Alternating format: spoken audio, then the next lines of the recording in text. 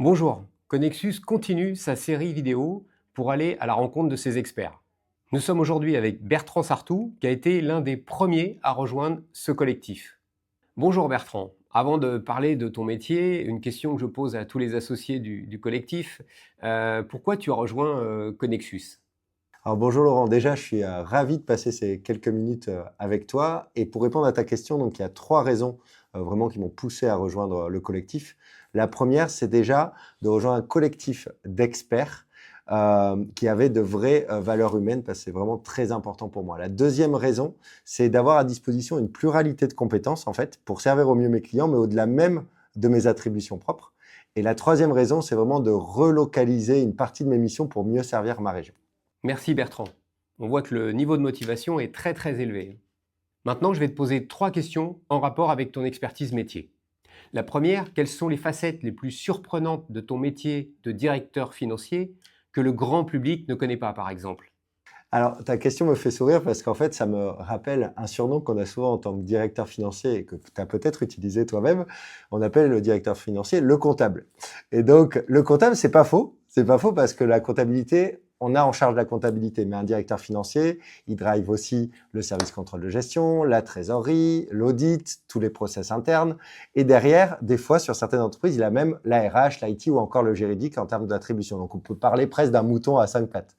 Mais si on va au-delà de ça, en fait, on sous-estime souvent une partie chez le directeur financier, c'est sa dimension qu'il peut avoir en tant que bras droit du dirigeant.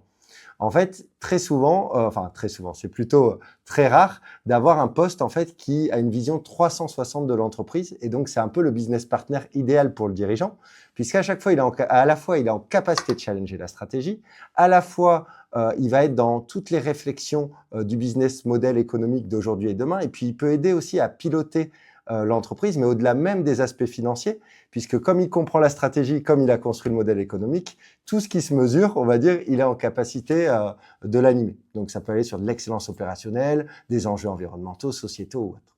Je voudrais t'interroger maintenant sur un point un peu particulier. On a tous entendu parler de CFO, ce qu'on appelle le DAF en anglais, mais aujourd'hui on commence à entendre parler de CVO.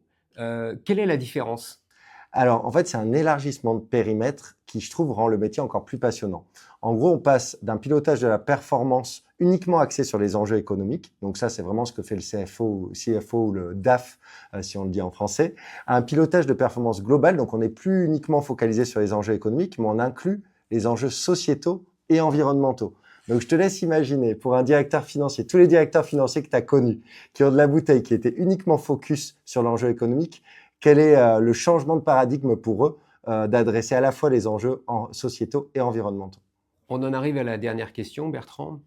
Question un peu provocatrice, j'espère que tu m'en voudras pas. Est-ce qu'on peut être passionné quand on fait le métier de directeur financier? La question me fait beaucoup rire et il y en a qui sont un peu fous. Donc moi, je suis un peu fou, mais ce métier, il me passionne vraiment et je vais t'expliquer pourquoi. Peut-être même que je vais te convaincre. Le premier point, c'est que j'adore le challenge et le métier en est rempli. Donc, je suis gâté pour ça, il n'y a pas de souci. Le deuxième point, c'est que j'adore travailler sur la stratégie, la vision et en fait rendre cette stratégie opérable. Et donc, quoi de mieux que de mettre derrière un modèle économique, de mettre des chiffres, de mettre un pilotage. Et donc, moi, j'adore toute cette dimension globale de la stratégie à l'opérationnel. Le troisième point, c'est que j'adore la complexité. Et en fait, à chaque décision qu'on va prendre, en fait, il va y avoir des effets de bord. Donc, on prend une décision, il y a un impact comptable, fiscal, sur la trésorerie, si on reste que sur la dimension financière, mais ça va avoir un impact sur les salariés, ça peut avoir un impact sur les clients. Enfin, donc, du coup, il faut réussir à prendre en compte tous ces éléments quand on prend une décision en tant que DAF. Donc, moi, j'adore ça. Et le quatrième point, c'est, et ça, peut-être, ça va te faire basculer et te convaincre, c'est que j'adore piloter la performance au quotidien, mais dans quel intérêt? C'est d'emmener tout un collectif, en fait, vers la réussite de l'entreprise et de comprendre pourquoi ils le font et dans quel but pour la réussite maximale de l'entreprise. Donc voilà, Laurent, j'espère que je t'ai convaincu. Écoute, je te remercie, Bertrand, de ta transparence, de tes explications. Merci, Laurent, c'était un excellent moment. Et maintenant, je vous invite à nous retrouver bientôt pour une prochaine interview d'un des associés de Connexus.